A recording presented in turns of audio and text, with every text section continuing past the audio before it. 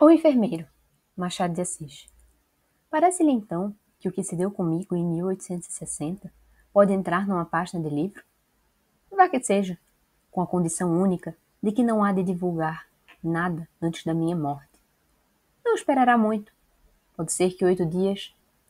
Se não for menos, estou desenganado. Olhe, eu podia mesmo contar-lhe a minha vida inteira, em que há outras coisas interessantes. Mas para isso, era preciso tempo, ânimo e papel. E eu só tenho papel. O ânimo é frouxo, e o tempo assemelha-se à lamparina de madrugada. Não tarda o sol do outro dia, um sol dos diabos, impenetrável como a vida. Adeus, meu caro senhor. Leia isto e queira-me bem. Perdoe-me o que lhe parecer mal. E não maltrate muito a arruda, se lhe não cheira a rosas. Pediu-me um documento humano. Ei-lo aqui. Não me peça também o império do grão-mogol, nem a fotografia dos macabeus. Peça, porém, os meus sapatos de defunto, e não os dou a ninguém mais. Já sabe que foi em 1860, no ano anterior, ali pelo mês de agosto, tendo eu 42 anos, fiz-me teólogo, quero dizer, copiava os estudos de teologia de um padre de Niterói, antigo companheiro de colégio, que assim me dava, delicadamente, casa, cama e mesa. Naquele mês de agosto de 1859, recebeu ele uma carta de um vigário de certa vila do interior, perguntando se conhecia pessoa entendida, discreta e paciente que quisesse ir servir de enfermeiro ao coronel Felisberto, mediante um bom ordenado. O padre falou-me, aceitei com ambas as mãos, já enfardado de copiar citações latinas e fórmulas eclesiásticas. Vim à corte despedir-me de um irmão e segui para a vila. Chegando à vila, tive mais notícias do coronel. Era homem insuportável, estúrdido, exigente. Ninguém o aturava, nem os próprios amigos. Gastava mais enfermeiros que remédios. A dous dele quebrou a cara. Respondi que não tinha medo de gente sã, menos ainda de doentes. E depois de entender-me com o vigário, que me confirmou as notícias recebidas e me recomendou mansidão e caridade, segui para a residência do coronel. Achei-o na varanda de casa, estirado numa cadeira, bufando muito. Não me recebeu mal. Começou por não dizer nada, pôs em mim 2 olhos de gato que observava. Depois, uma espécie de riso maligno alumiou-lhes as feições, que eram duras. Afinal, disse-me que nenhum dos enfermeiros que tivera prestava para nada. Dormiam muito, eram respondões, e andavam ao faro das escravas. 2 eram até gatunos. Você é gatuno? Não, senhor. Em seguida, perguntou-me pelo nome. Disse-lhe, e ele fez um gesto de espanto. Colombo? Não, senhor. Procópio José Gomes Valongo. Valongo? Achou que não era nome de gente, e propôs chamar-me tão somente Procópio. Ao que respondi que estaria pelo que fosse de seu agrado. Conto-lhe esta particularidade, não só porque me parece pintá-lo bem, como porque a minha resposta deu de mim melhor ideia ao coronel. Ele mesmo declarou ao vigário, acrescentando que eu era o mais simpático dos enfermeiros que tivera. A verdade é que vivemos uma lua de mel de 7 dias. No 8º dia, entrei na vida dos meus predecessores, uma vida de cão. Não dormir, não pensar em mais nada, recolher injúrias e, às vezes, rir delas, com ar de resignação e conformidade. Reparei que era um modo de lhe fazer corte. Tudo impertinências de moléstia e do temperamento. A moléstia era um rosário delas. Padecia de aneurisma, de reumatismo e de 3 ou 4 afecções menores. Tinha perto de 60 anos, e desde os 5, toda a gente lhe fazia à vontade. Se fosse só rabugento, vá. Mas ele era também mau. Deleitava-se com a dor e a humilhação dos outros. No fim de 3 meses, estava farto de o aturar. Determinei vir embora. Só esperei a ocasião. Não tardou a ocasião. Um dia, como lhe não desse a tempo uma fomentação, pegou da bengala e atirou-me 2 ou 3 golpes. Não era preciso mais. Despedi-me imediatamente e fui aprontar a mala. Ele foi ter comigo, ao quarto. Pediu-me que ficasse, que não valia a pena zangar por uma rabugice de velho. E estou tanto que fiquei. Estou na dependura, Procópio, dizia-me ele à noite. Não posso viver muito tempo. Estou aqui, estou na cova. Você há de ir ao meu enterro, Procópio. Não o dispenso por nada. Há de ir, há de rezar ao pé da minha sepultura. Se não for, acrescentou rindo, eu voltarei de noite para lhe puxar as pernas. Você crê em almas do outro mundo, Procópio? Qual que? E por que não há de querer, seu burro? Redarguiu vivamente, arregalando os olhos. Eram assim as pazes. Imagine a guerra. Coibiu-se das bengalas, mas as injúrias ficaram as mesmas, se não piores. Eu, com o tempo, fui calejando e não dava mais por nada. Era burro, camelo, pedaço d'asno, idiota, moleirão, era tudo. Nem, ao menos, havia mais gente que recolhesse uma parte desses nomes. Não tinha parentes. Tinha um sobrinho que morreu tístico, em fins de maio, ou princípios de julho, em Minas.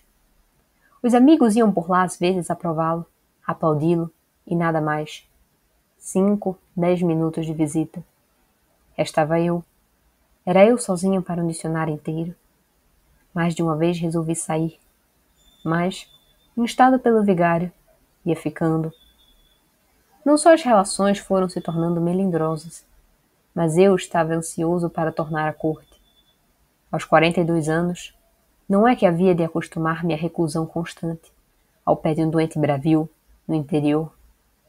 Para avaliar o meu isolamento, basta saber que eu nem li os jornais, salvo alguma notícia mais importante que levavam ao coronel. Eu nada sabia do resto do mundo. Entendi, portanto, voltar para a corte, na primeira ocasião, ainda que tivesse de brigar com o vigário. Bom é dizer, visto que faço a confissão geral, que, nada gastando e tendo guardado integralmente os ordenados, estava ansioso por vir dissipá-los aqui. Era provável que a ocasião aparecesse. O coronel estava pior. Fez testamento, decompondo o tabelião, quase tanto como a mim. O trato era mais duro. Os breves lapsos de sossego e brandura faziam-se raros. Já por este tempo, tinha eu perdido a escassa dose de piedade que me fazia esquecer dos excessos do doente. Trazia dentro de mim um fermento de ódio e aversão. No princípio de agosto, resolvi definitivamente sair. O vigário e o médico, aceitando as razões, pediram-me que ficasse algum tempo mais. Concedi-lhes 1 mês. No final de 1 mês, viria embora, qualquer que fosse o estado do doente. O vigário tratou de procurar-me substituto. Vai ver o que aconteceu. Na noite de 24 de agosto, o coronel teve um acesso de raiva. Atropelou-me, disse-me muito nome cru. Ameaçou-me de um tiro e acabou atirando-me um prato de mingau, que achou frio. O prato foi cair na parede, onde se fez em pedaços. Hás de pagá-lo, ladrão! Brandou ele. Resmungou ainda mais muito tempo. Às 11 horas, passou pelo sono. Enquanto ele dormia, saquei um livro de bolso, um velho romance de Darlincourt, traduzido, que lá achei, e pus-me a lê-lo, no mesmo quarto, a pequena distância da cama. Tinha de acordá-lo à meia-noite para lhe dar o remédio. Ou fosse de cansaço, ou do livro, antes de chegar ao fim da 2ª página, adormeci também. Acordei aos gritos do coronel e levantei-me estremunhado. Ele, que parecia delirar, continuou nos mesmos gritos e acabou por lançar a mão da moringa e arremessá-la contra mim. Não tive tempo de desviar-me. A moringa bateu-me na face esquerda e, tal foi a dor, que não vi mais nada. Atirei-me ao doente, pus-lhe as mãos ao pescoço. Lutamos e esganei-o. Quando percebi que o doente expirava, recuei aterrado e dei um grito. Mas ninguém me ouviu. Voltei à cama, agitei-o para chamá-lo à vida. Era tarde. Arrebentaram o aneurisma e o coronel morreu. Passei a sala contígua e durante 2 horas não ousei voltar ao quarto. Não posso mesmo dizer tudo o que passei durante esse tempo. Era um atordoamento, um delírio vago e estúpido. Parecia-me que as paredes tinham vultos.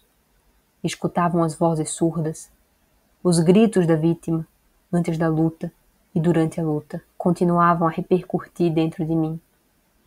E o ar, para onde quer que me voltasse, aparecia recortado de convulsões. Não creia que esteja fazendo imagens nem estilo. Digo-lhe que eu ouvia distintamente umas vozes que me brandavam. Assassino! Assassino! Tudo mais estava calado. O mesmo som do relógio, lento, igual e seco, sublinhava o silêncio e a solidão.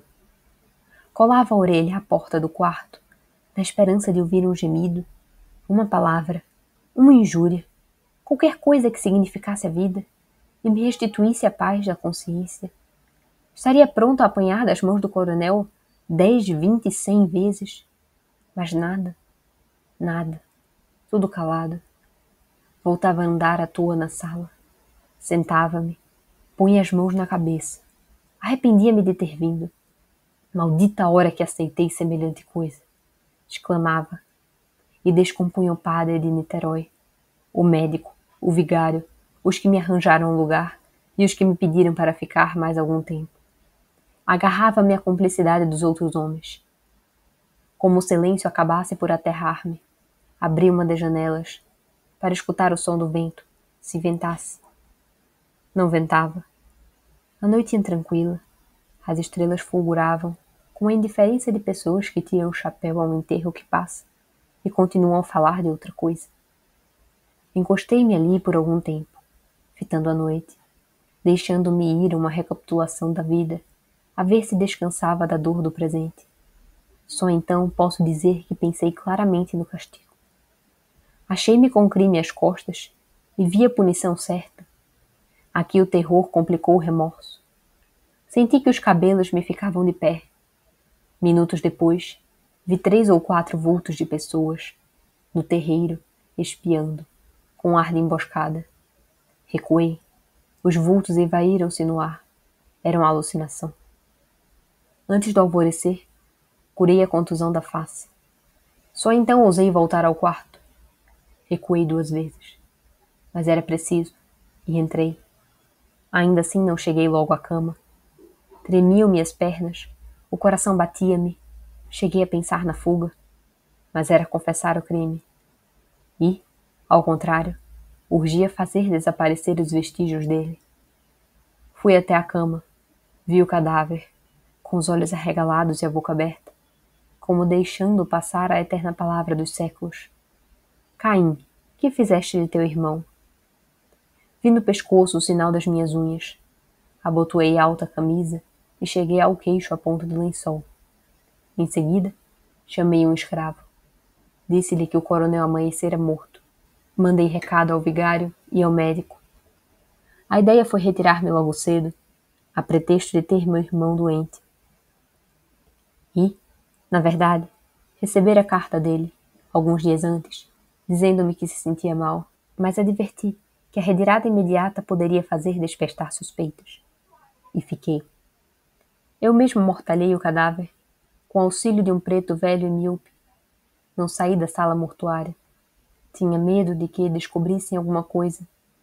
Queria ver no rosto dos outros se desconfiavam, mas não ousava fitar ninguém. Tudo me dava impaciências. Os passos de ladrão, com que entravam na sala, os cochichos, as cerimônias e as rezas do vigário. Vindo a hora, fechei o caixão, com as mãos trêmulas, tão trêmulas que uma pessoa, que reparou nelas, disse a outra com piedade: Coitado do Procópio, apesar do que padeceu, está muito sentido. Pareceu-me ironia. Estava ansioso por ver tudo acabado. Saímos à rua. A passagem da meia escuridão da casa para a claridade da rua deu-me grande abalo. Receei que fosse então impossível ocultar o crime. Meti os olhos no chão e fui andando. Quando tudo acabou, respirei. Estava em paz com os homens, não estava com consciência. E as primeiras noites foram naturalmente de desassossego e aflição. Não é preciso dizer que vim logo para o Rio de Janeiro, nem que vivia aqui aterrado, embora longe do crime. Não ria, falava pouco, mal comia, Tinha alucinações? Pesadelos? Deixa lá o outro que morreu, dizia-me. Não há casa para tanta melancolia. E eu aproveitava a ilusão, fazendo muitos elogios ao morto, chamando-lhe boa criatura, impertinente é verdade, mas um coração de ouro. E elogiando, convencia-me também, ao menos por alguns instantes. Outro fenômeno interessante, e que talvez lhe possa aproveitar, é que, não sendo religioso, mandei fazer uma missa pelo eterno descanso do coronel, na Igreja do Sacramento. Não fiz convites, não disse nada a ninguém. Fui ouvi-la, sozinho, e estive de joelhos todo o tempo, persignando-me a miúdo. Dobrei a espórtula do padre e distribuí esmolas à porta. Tudo pela intenção do finado. Não queria embair os homens. A prova é que fui só. Para completar este ponto, acrescentarei que nunca aludi ao coronel, que não dissesse Deus lhe fale na alma. E contava dele algumas anedotas alegres, rompantes e engraçados. 7 dias depois de chegar ao Rio de Janeiro, recebi a carta do vigário, que lhe mostrei, dizendo-me que fora achado o testamento do coronel, e que eu era o herdeiro universal. Imagine o meu pasmo. Pareceu-me que lhe ia mal. Fui a meu irmão, fui aos amigos, todos leram a mesma coisa. Estava escrito que eu era o herdeiro universal do coronel.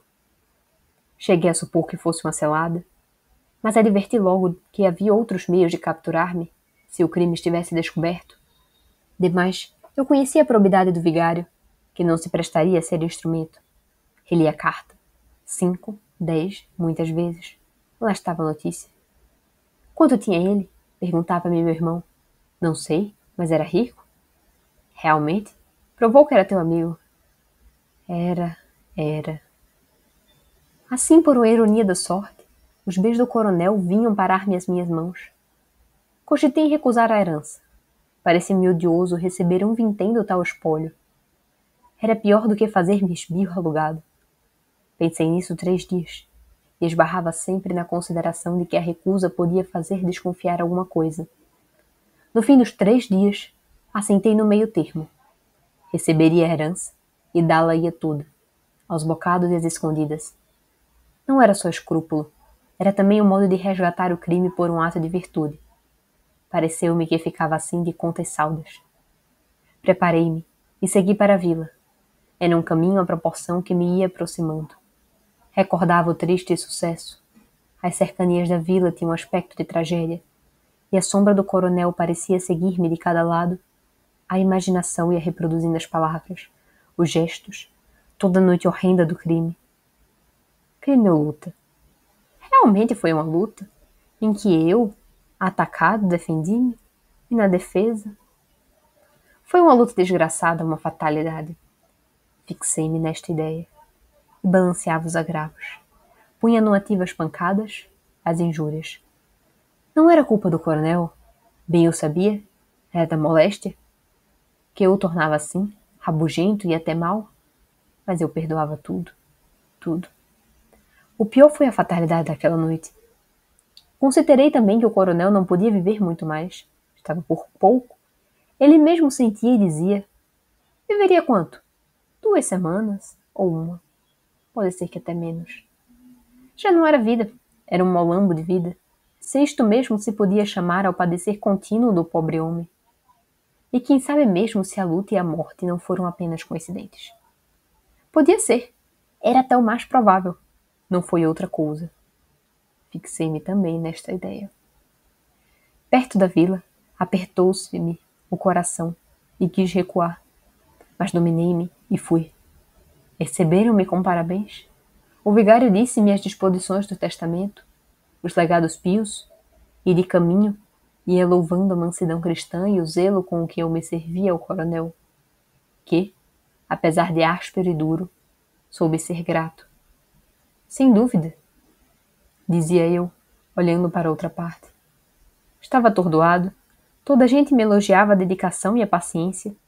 As primeiras necessidades do inventário detiveram-me algum tempo na vila.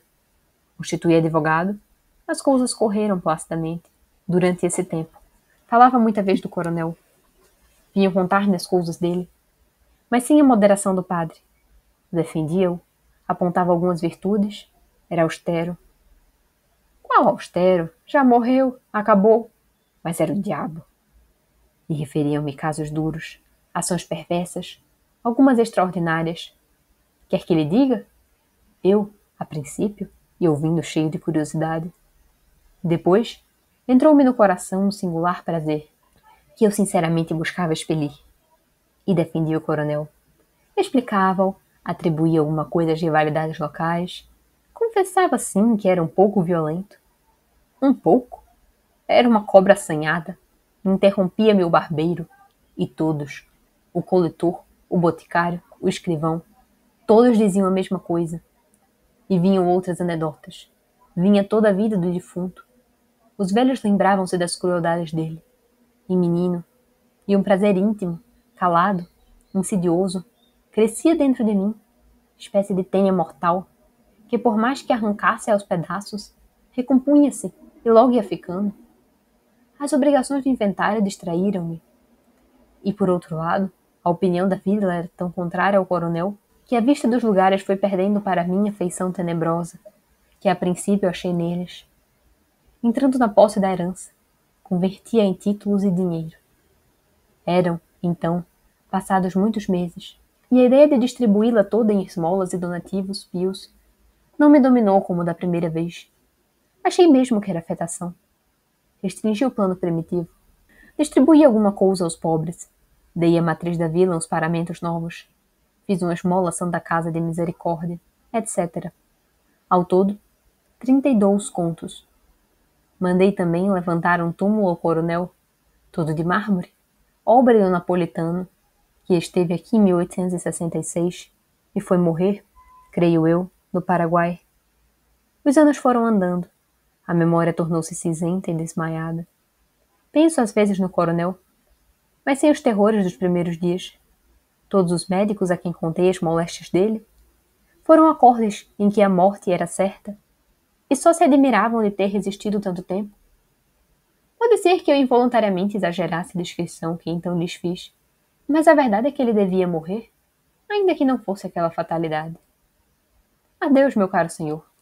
Se achar que esses apontamentos valem alguma coisa, pague-me também com um túmulo de mármore, ao qual dará por epitáfio esta emenda que faço aqui ao divino sermão da montanha. Bem-aventurados os que possuem, porque eles serão consolados.